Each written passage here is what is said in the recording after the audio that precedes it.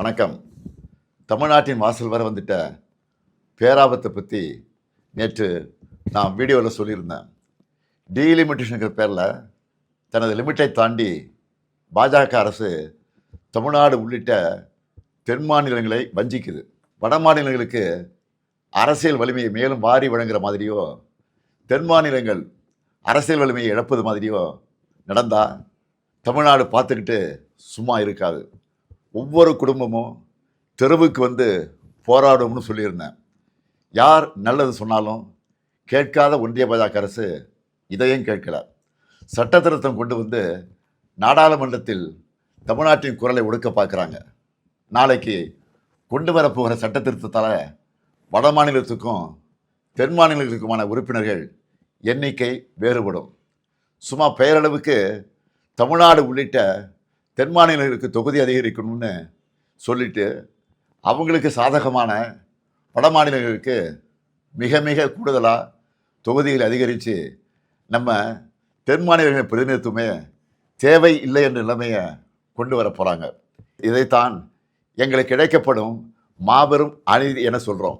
மக்கள் தொகையை கட்டுப்படுத்துனதுக்காக தென் மாநிலங்களுக்கு தண்டனை இது. தேச நலனுக்காக, தேச வளர்ச்சிக்காக நாங்கள் துணை நின்னா எங்களுடைய அரசியல் உரிமையை பறிப்பீங்களா? இதை விட கொடுமை என்ன இருக்க முடியும்? பிரதமர் மோடி அவர்களே, தமிழர்களையும் தென் மாநில மக்களையும் இரண்டாந்தர குடிமக்களாக பார்க்குறீங்க.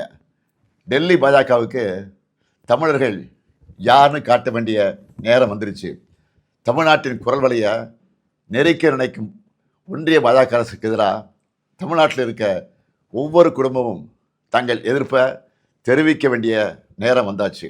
நாளைக்கு நாடாளுமன்றத்தில் அவங்க கொண்டு வர போகிற சட்ட திருத்தத்துக்கு எதிர்ப்பை காட்டுற மாதிரி தமிழ்நாட்டில் எல்லாரும் நம்ம வீட்டில் கருப்பு கொடியை ஏற்றுவோம்.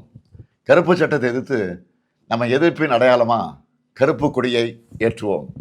இந்தியாவை இருண்ட காலத்திற்கு அழைச்சிட்டு போகிற எதேச்சதிகார பாஜக அரசுக்கு எதிராக கருப்பு கொடி ஏற்றுவோம்.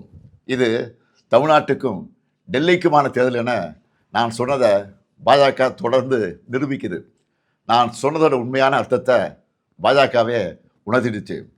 அவங்களுக்கு தமிழ்நாடு முன்னேறக்கூடாது, தமிழ்நாட்டை சார்ந்தவங்க குரல் கூட நாடாளுமன்றத்தில் ஒழிக்கக்கூடாது. அதுக்கான சதி திட்டத்தை சட்டமாகவே கொண்டு வராங்க. சதியை எப்படி சட்டமாக ஏற்க முடியும்? கருப்பு சட்டத்துக்கு எதிராக கருப்பு கொடி ஏற்றுவோம். ஒவ்வொரு வீட்டிலும் பொது இடங்களையும் ஏற்றுவோம். மீண்டும் எச்சரிக்கை செய்கிறேன், மக்கள் தொகை அடிப்படையில் தொகுதிகளை முடிவு செய்யக்கூடாது. கருப்பு சட்டத்தை நிறைவேற்றக்கூடாது. 8 கோடி தமிழர்களின் ஒற்றை கோரிக்கை இது. அரசியல் எல்லைகளை கடந்து தமிழ்நாட்டின் உரிமையை காக்க தமிழ்நாடே ஓங்கி ஒலிக்கட்டும். தமிழ்நாடு போராடும், தமிழ்நாடு வெல்லும்.